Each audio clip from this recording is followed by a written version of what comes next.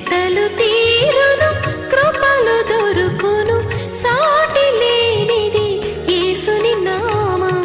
యేసునామమే మధురం, మదిలో తలచిన ధన్యం. యేసునామమే మధురం. ప్రభువు నందు ప్రియ దేవుని బిడ్డలారా, నేటి వాక్య ధ్యానము కొరకు ప్రార్థన చేసుకుందా. తలలో వంచండి, ప్రార్థనలో ఏకీభవించండి. దేవుని మహాకృపను బట్టి నేటి దినం 5800 ఎపిసోడ్ మనం ప్రసారం చేసుకుంటున్నాము. ఇది దేవుని మహాకృప. ప్రభువును స్తుతిద్దాము. తలలు వంచండి. మమ్మలను మిక్కిలిగా ప్రేమిస్తోన్న మా ప్రియ తండ్రి, మీకు వందనములు, స్తోత్రములు. నేటి వాక్య ధ్యానము ద్వారా మాతో మాట్లాడమని ప్రార్థిస్తున్నాము. నీ బిడలము మమ్మను కనికరించు, మీ కృపలో మమ్మను వర్ధిల్ల చేయము. 5800 ఎపిసోడ్ యేసే పరిష్కారంలో నిరాటంకంగా కొనసాగుతూ ప్రసారమైంది. ఇది కాక వందలాది ఎపిసోడ్స్ ఇతర ఛానల్స్ ద్వారా ప్రసారమయ్యాయి. వాటిని బట్టి కృతజ్ఞతలు. వాక్యం మీది, ప్రజల మీ వారు, మీరు మాట్లాడగా క్షేమం. యేసునామమున ప్రార్థిస్తున్నాను తండ్రి, ఆమేన్. ప్రియమైన దేవుని బిడ్డలారా, దయచేసి మీ పరిశుద్ధ బైబిల్ గ్రంథాన్ని తెరిచి అపోస్తుల కార్యముల గ్రంథము 21వ అధ్యాయము మీ ఎదుట ఉంచుకోనండి. మేము వారిని విడిచిపెట్టి ఓడ ఎక్కి తిన్నగా వెళ్ళి కోసుకును రొదుకును అక్కడ నుండి పతరకును వచ్చితిమి. ఫెనీకేకి వెళ్ళబోతున్న ఒక ఓడను చూచి దాన్ని ఎక్కి బయలుదేరుతుంది. కుప్రకు ఎదురుగా వచ్చి దాని ఎడమ తట్టును విడిచి సిరియా వైపు వెళ్ళి తూరులో దిగితిమి. అక్కడ ఓడ సరుకు దిగుమతి చేయవలసి ఉండెను. మేము అక్కడ ఉన్న శిష్యులను కనుగొని 7 దినములు అక్కడ ఉంటిమి. నీవు యెరూషలేములో కాలు పెట్టొద్దని ఆత్మ ద్వారా పౌలుతో చెప్పిరి. ఆ దినములు గడిచి ప్రయాణమైపోతుండగా భార్యలతోనూ పిల్లలతోనూ వారందరూ మమ్మను పట్టణం వెలుపలికి వచ్చి సాగనంపిరి. వారును మేమును సముద్ర తీరమున మోకాళ్ళలోని ప్రార్థన చేసి ఒకరి యొద్ద ఒకరము సెలవు పుచ్చుకుంటుమి. అంతట మేము ఓడ ఎక్కితిమి. వారు తమ తమ ఇండ్లకు తిరిగి వెళ్ళిరి. పౌలు గారి యొక్క పరిచర్య 3వ మిషనరీ జర్నీలో అతడు తూరునకు వెళ్ళినట్లుగా ఇక్కడ అన్యదేశం. అది తూరు సీదోనులు అన్యదేశాలు.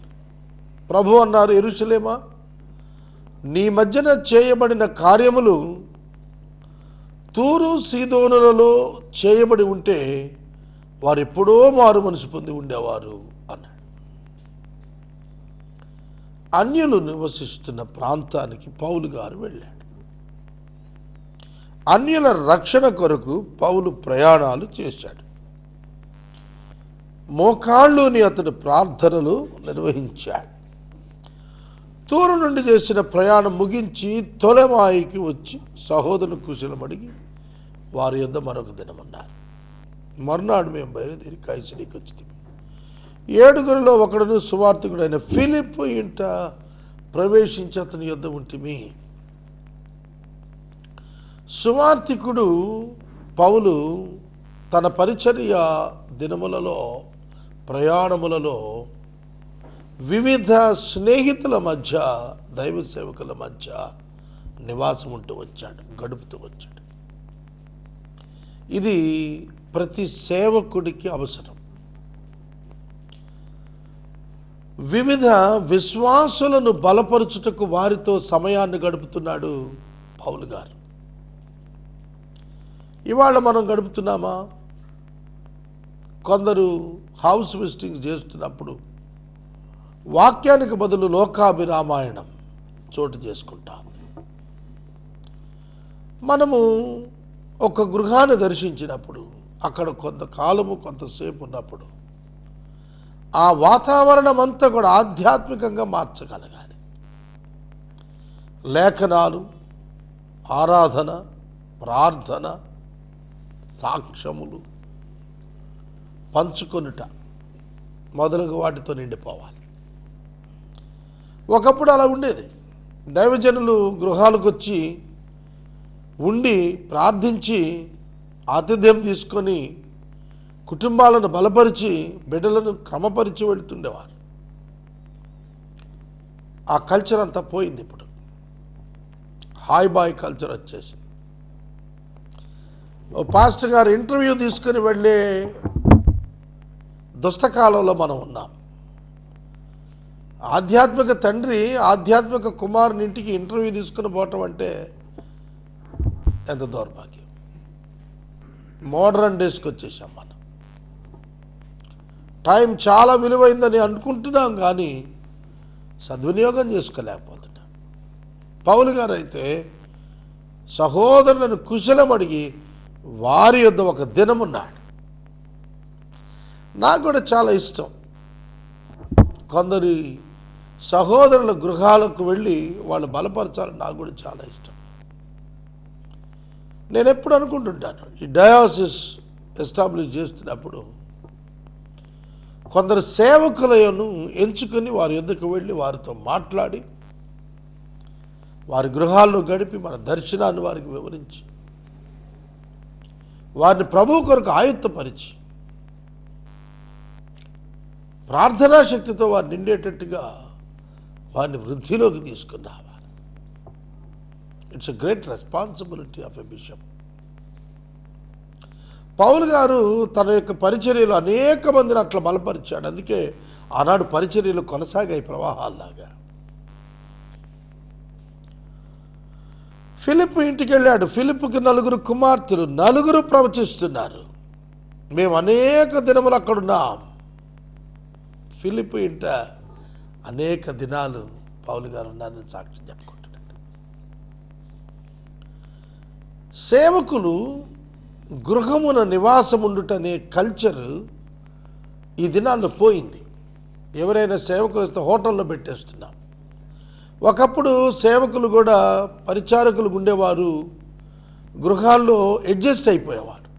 వారు పెట్టింది తిని ఉన్న చోట పాడుకొని ఆ ప్రార్థనా వాతావరణం సృష్టించేవారు. ఇప్పుడు అట్లా కాదు. ఓ టైం టేబుల్ ప్రకారంగా రావటం, అపాయింట్మెంట్ ప్రకారంగా కలుసుకోవటం, మళ్ళీ హోటల్స్కి వెళ్ళిపోవటం. భిన్నమైన సంస్కృతి వచ్చింది. అగబు అనేటువంటి ఒక ప్రవక్త వచ్చాడు. అగబు అనేటువంటి ఒక ప్రవక్త. అతడు అన్నాడు, పౌలు నడికట్టు ఒకటి తీసుకుని తన చేతులు కాళ్ళు కట్టుకొని యెరూషలేములో యూదులు ఈ నడికట్టు గల మనిషిని ఇలాగ బంధించి అన్యజనుల చేతికి అప్పగిస్తారని పరిశుద్ధాత్మ చెబుతున్నాడు. ఆ మాట విన్నప్పుడు మేమును అక్కడ వారు యెరూషలేముకు వెళ్ళవద్దని అతను బతిమలాడుకుంటాము. యెరూషలేముకు వెళ్ళదు, ఎస్కేప్ ఫ్రమ్ ద డెత్. వెళ్ళొద్దయ్యా అని అంటే పౌలు అంటాడు, ఇదెందుకు? మీరు ఏడ్చి నా గుండె ఏలబద్దలు చేస్తారు. నేనైతే ప్రభువు అయిన యేసు నామం నిమిత్తం యెరూషలేములో బంధింపబడుటకు మాత్రమే కాదు, చనిపోవటం కూడా సిద్ధంగా ఉన్నారు. అతను ఒప్పుకొనందున మేము ప్రభువు చిత్తము జరుగును గాక అని ఊరకుంటిమి. పౌలు ఎన్నడూ తన ప్రాణాన్ని తనకు ప్రియంగా ఎంచుకోలేదు, తన సమయాన్ని ప్రియంగా ఎంచుకున్నాడు. ఆ సమయం పోతే మళ్ళీ తిరిగి రాదనేటువంటి వివేచన కలిగి పనిచేశాడు. నాకున్న సమయం చాలా తక్కువ అనే భావన, నాకివ్వబడిన సమయం మిక్కిలి విలువగలదనే భావన ఆయన హృదయంలో ఉంది. అందుకే ఆ దైవజనుడు తన సమయాన్ని సద్వినియోగం చేసుకున్నాడు. నేను భయపడేదేముంది, దేవుని చిత్తం జరుగుతుంది నా జీవితంలో అన్నాడు. ఒకే మాట. నువ్వు ప్రవచించావు కదా అని నా ప్రయాణం మానేయమంటావా? My death is not important, but their salvation is important. How can I neglect the salvation of others? How can I neglect the salvation of others? How can I stop myself by going there and evangelizing? నేను అక్కడికి వెళ్ళకుండా సువార్త చెప్పుకుంటే ఎట్లుండాలి? మరియు కైసరుని కొందరు మనుషులు శిష్యులు మొదటి శిష్యులు ఉండిన కుప్రియుడిని మాస్టర్ మేము దిగవాలని ఉద్దేశంతో వెంట పెట్టుకుని మాతో కూడా వచ్చింది. మేము యెరూషలేముకు వచ్చినప్పుడు సహోదరులు మమ్మల్ని సంతోషముగా చేర్చుకున్నారు. మీరు మీ సహోదరులను సంతోషముగా చేర్చుకుంటున్నారా? ఇవాళ ఇది కూడా పోయింది, లేదు, ఎక్కడ కనపట్టల్లా. సంతోషముగా సహోదరులను గృహాన్ని చేర్చుకోవటం, రండి రండి మా ఇంట ఉండండి అని పిలిచి ఆతిథ్యం ఇచ్చే గృహాలు కరువైపోయాయి. వాళ్ళు కొంత టైం గడిపేటప్పటికే పొక్కాలు చూసుకుంటున్నారు. కుశలం అడిగారు. మరునాడు పెద్దలందరూ అక్కడికి వచ్చినప్పుడు పౌలు మాతో కూడా యాకోబునతకు వచ్చాడు. అతడు వారి కుశల ప్రశ్నలు అడిగాడు, కుశలం అడిగాడు. పరిచర్యలు దేవుడు అన్యులు జరిగించిన కార్యాల గురించి చెప్పమన్నాడు. వారు దేవుని మహింపరిచి అతను చూసి, సహోదరుడా, యూదులలో విశ్వాసులైన వారు ఎన్ని వేల మంది ఉన్నారో చూస్తున్నావు కదా, వారందరూ ధర్మశాస్త్రం పట్ల ఆసక్తి కలిగిన వారు. అన్యజనులలో ఉన్న యూదులు తమ పిల్లలకు సున్నతి చేయకూడదని, మన ఆచారములు చెప్పు నడవకూడదని నీవు చెప్పుట వలన వారందరూ మోషేను విడిచిపెట్టవాలని నువ్వు బోధిస్తున్నట్టు వారు నిన్ను గురించి వర్తమానం విని ఉన్నారు. కావున మేమేమి చేయదుము? నీవు వచ్చిన సంగతి వారు తప్పక వినరు. కాబట్టి మేము నీకు చెప్పినట్లు చేయము. మొక్కుబడి ఉన్న 4 మనుషులు మా ఇద్దరున్నారు. నీవు వారిని వెంటగట్టుకుని పోయి వారితో కూడా శుద్ధి చేసుకుని తలక్షౌరం చేసుకుంటూ వారిద్దరు అయ్యడి తగులుబడి పెట్టుకున్నాం. అప్పుడు నిన్ను గురించి తాము విని వర్తమానం నిజం కాదని, నీవు ధర్మశాస్త్రం గైకొని యథావిధిగా నడుచుకొనిచున్నావని అనుకుందరు. అయితే విశ్వసించిన అన్యజనుల గురించి వారు విగ్రహములకు అర్పించిన వాటి రక్తమును గొంతు పిసికి చంపిన దాన్ని, అది జారత్వమును మానవలసి ఉన్నదాన్ని నిర్ణయించి వారికి రాసి ఇచ్చున్నామని చెప్పారు. పౌలు మర్నాడు ఆ మనుషులను వెంట పెట్టుకుని పోయి వారితో కూడా శుద్ధి చేసుకుని దేవాలయంలో ప్రవేశించి వారితో ప్రతి వారి కొరకు కానుక అర్పించే వరకు దినములు శుద్ధ దినములు నెరవేర్చుదామని తెలిపారు. 7 దినములు కావచ్చినప్పుడు ఆసియా నడుచున్న యూదులు దేవాలయం అతను చూచి సమూహం అంతటి కలవరపరిచి అతను బలవంతముగా పట్టుకుని, ఇశ్రాయేలీయులారా, సహాయం చేయరండి, ప్రజలకును ధర్మశాస్త్రముకు ఈ స్థలమునకును విరోధముగా అందరికీ అంతటను బోధించున్న వాడే వీడు. మరి వీడి గ్రీసు దేశస్తులను దేవాలయములు తీసుకుని వచ్చి పరిశుద్ధ స్థలం అపవిత్రపరిచున్నాడని కేకలు ఇచ్చారు. ఏలయనగా ఎఫెసీయుడైన త్రోఫిమును అతనితో కూడా పట్టణంలో అంతకుముందు ఉన్నవారు చూచి ఉన్నందున పౌలు దేవాలయంలోనికి అతను తీసుకుని వచ్చినని గ్రహించిరి. పట్టణమంతయు గలిబిలిగా ఉండెను. జనులు గుంపులు గుంపులుగా పరిగెత్తుకుని వచ్చి పౌలను పట్టుకుని దేవాలయంలో అతను వెలుపలికి ఈడ్చిరి. వెంటనే తలుపులు వేయబడిన వారు అతను చంపాలని ప్రయత్నం చేస్తుండగా యెరూషలేము అంత గలిబిలిగా ఉన్నదని పటాలు పై అధికారికి వర్తమానం వచ్చిన. వెంటనే అతని సైనికులు శతాధిపతులు వెంట పెట్టుకొని వారి ఎదుగు పరిగెత్తుకొని వచ్చాడు. ఈరోజు ఎట్లా పోలీసింగ్ డిపార్ట్మెంట్ ఎట్లా ఉన్నదో ఆ రోజు కూడా అంతే. శతాధిపతి, పటాలము, సైనికులు పరిగెత్తుకొని రావటం. మనకి ఏఆర్ అంటారు, రిజర్వ్ పోలీస్. ఎక్కడైనా బందోబస్తు కావాల్సి వచ్చినా, ఎక్కడైనా ఇట్లాంటి కొట్లాటలు ఇట్లాంటివి అయినప్పుడు ప్రజలను చెదరగొట్టడానికి, ఆందోళనకారులను చెదరగొట్టడానికి స్పెషల్ ప్రొటెక్షన్ ఫోర్స్ ఏర్పడతారు. అలా వీరు కూడా వచ్చారు. పై అధికారి దగ్గర అతను పట్టుకుని 2 సంఖ్యలతో బంధించమని ఆజ్ఞాపించి, ఇది ఎవడు ఏం చేసినట్టుగా సమూహంలో కొందరు ఇలాగ కేకలు వేయించినప్పుడు అల్లరి చేత ఇది నిజంగా తెలుసుకోలేని కోటలోనికి అతను తీసుకుని పంపిన ఆజ్ఞాపించాను. పౌలు మెట్ల మీదకి వచ్చినప్పుడు జనులు గుంపు కూడి బలవంతము చేయించినందుకు సైనికులు అతను మోసుకొని పోవాల్సి వచ్చాను. ఏలైనా వాడిని చంపమని జనసమూహములు కేకలు వేయించు వెంబడించాను. పౌలుని చంపేయమని చెప్పన్నారు. జనాలు వెనకబడతారు. వారు పౌలును కోటలను తీసుకుని పోవలసి ఉండగా పై అధికారి చూసి, నేను నీతో ఒక మాట చెప్పవచ్చని అడిగాను. అందుకు, గ్రీకు భాష నీకు తెలియనా? ఈ దినములకు మునుపు రాజద్రోహములకు రేపి నరహంతకులైన 4,000 మంది మనుషులను అరణ్యములకు తోడుకుని పోయి ఐగుప్తీయుడు నీవు కావా అని అడిగిన. అందుకు పౌలు, నేను కిలికియోలోని తార్సువాడని యూదుడను, ఆ గొప్ప పట్టణపు పౌరుడను, జనులతో మాట్లాడటకు నాకు సెలవిమ్మని వేడుకొనుచూ ఉన్నానని చెప్పాను. అతను సెలవిచ్చిన మీద పౌలు మెట్ల మీద నిలబడి జనులకు సైగ చేసెను. వారు నిశ్శబ్దంగా ఉన్నప్పుడు అతడు హెబ్రీ భాషలో ఇట్లు మాట్లాడాడు. పౌలు Hebrew expert, Greek expert, Arabic expert, అనేక భాషల ప్రావీణ్యం ఉన్నది మహాపండితుడు పౌలు భక్తుడు. నేను మాట్లాడుకుంటానని చెప్పి పర్మిషన్ అడిగి తీసుకుని పబ్లిక్తో మాట్లాడుతున్నాడు. గ్రీకు, హీబ్రూ, అరామిక్ భాషలు, ఆ భాషల్లో నిష్ఠాతుడు, అనుభవజ్ఞుడు, దైవజనుడైనటువంటి పౌలు గారు. పౌలు మాట్లాడుతున్నాడు, సహోదరులారా, తండ్రులారా, నేను ఇప్పుడు మీ ఎదురు చెప్పి సమాధానం ఆలకించండి. అతడు హెబ్రీ భాషలో మాట్లాడటం వారు విని ఎక్కువ నిశ్శబ్దంగా ఉన్నారు. అప్పుడు అతడు ఇలాగ చెప్పసాగాడు. ఢిల్లీలో ఒక బిషప్ గారు నాడు, విజయరావు గారిని, వారు ఒక హిందీ ఛానల్కు ఒక రోజున ఢిల్లీ రోడ్లలో ఒక ఇంటర్వ్యూ ఇచ్చాడు. ఆ ఇంటర్వ్యూ ఇచ్చినప్పుడు ఆ ఇంటర్వ్యూ చేసిన ఆయన అడిగాడు, మీరు తెలుగువారు కదా, మరి హిందీ ఎందుకు ఇంత ఫ్లూయెంట్ వచ్చింది మీకు? 28 సంవత్సరాలుగా ఢిల్లీలో ఉండి ఆయన హిందీ భాష నేటివ్స్ ఆఫ్ ఢిల్లీ కంటే కూడా బాగా మాట్లాడతాడు. వాళ్ళంతా అడిగారు, అయ్యా నీకు ఎట్లా వచ్చింది ఈ భాష? ఆయన అద్భుతమైన పాటలు హిందీలో రాశాడు, అద్భుతమైన వ్యాఖ్యానాలు రాశాడు, గొప్ప గొప్ప సువార్థీకరణలు ఆయన కంప్లీట్ చేశాడు హిందీ భాషలో. ఇక్కడ కూడా హీబ్రూ భాషలో మాట్లాడేటప్పటికీ ప్రజల అటెన్షన్ అతనే వచ్చేసింది. చెబుతున్నాడు, నేను ప్రయాణం చేస్తూ దమస్కు సమీపంగా వచ్చినప్పుడు మధ్యాహ్న కాలమందు ఆకాశం నుండి గొప్ప వెలుగు అకస్మాత్తుగా నా చుట్టూ ప్రకాశించింది. నేను నేల మీద పడిపోయాను. సౌలా సౌలా, నీవెందుకు నన్ను హింసిస్తున్నావు? ఒక శబ్దం, ఒక స్వరం పలుకుతూ విన్నాను. అందుకు నేను, ప్రభువా నీవెవడవని అడిగాను. నీవు హింసిస్తున్న యేసును నేను, నజరేయుడు యేసును అని నాతో చెప్పాను. నాతో కూడా వారు ఆ వెలుగును చూచిరుగా నాతో మాట్లాడిన వారి స్వరం వినలేకపోయాను.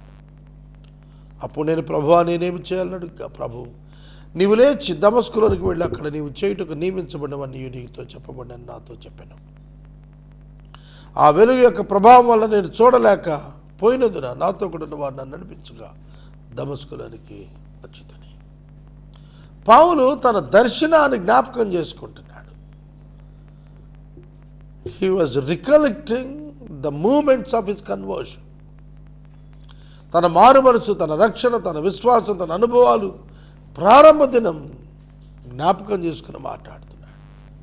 అంతటా ధర్మశాస్త్రం చొప్పున భక్తిపరుడును అక్కడ కాపురమున్న యూదులందరి చేత మంచి పేరు పొందిన అననీయ అని ఒకడు నా ఎదురు నిలిచి, సౌలా సహోదరా దృష్టి పొందమని నాతో చెప్పగా ఆ గడియలోనే నేను దృష్టి పొంది అతను చూచితిని.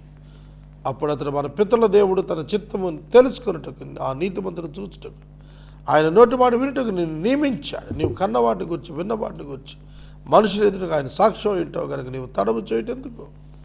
లేచి ఆయన నామమును బట్టి ప్రార్థన చేసి బాప్తిసం పొంది నీ పాపములు కడిగి వేసుకున్నామని చెప్పాను. అంతటా నేను యెరూషలేమునకు తిరిగి వచ్చి దేవాలయంలో ప్రార్థన చేస్తున్నప్పుడు పరమశుడు నా ఈ ప్రభువును చూచితిని. ఎటువంటి అద్భుతం అండి! యెరూషలేమునకు వచ్చి పౌలు ప్రార్థనలో ఉన్నప్పుడు ప్రభువు అతనికి దర్శనమున కనపడ్డాడు.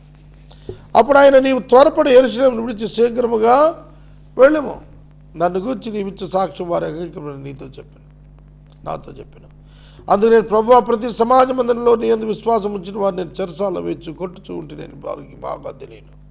నీ సాక్షి అయిన స్టెఫెను రక్తం చిందింపబడినప్పుడు నేను కూడా దగ్గర నిలిచాను, అందుకు సమ్మతించాను.